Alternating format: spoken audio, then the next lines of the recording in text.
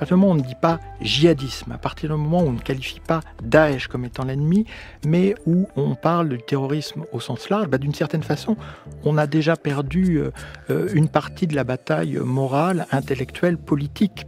vis-à-vis de Moscou et d'Assad.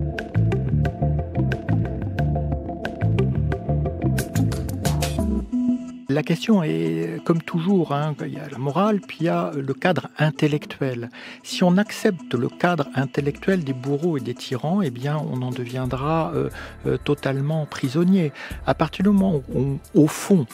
quand on parle de terrorisme, sans le spécifier, alors qu'on sait bien que toutes ces dictatures qualifient de terroristes le moindre opposant, y compris civil et pacifique. À partir du moment où on ne dit pas djihadisme, à partir du moment où on ne qualifie pas Daesh comme étant l'ennemi, mais où on parle du terrorisme au sens large, d'une certaine façon, on a déjà perdu une partie de la bataille morale, intellectuelle, politique vis-à-vis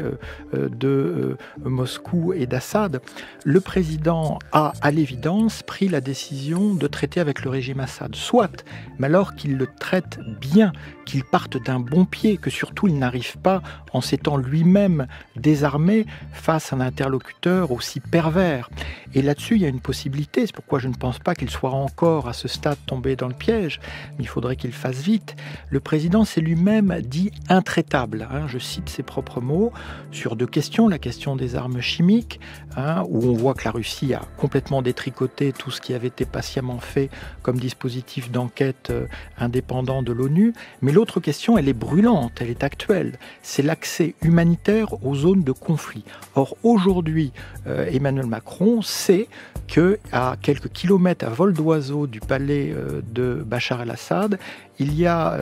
des Syriennes et des Syriens qui meurent de faim, qui meurent faute de soins dans ce qu'on appelle la Routa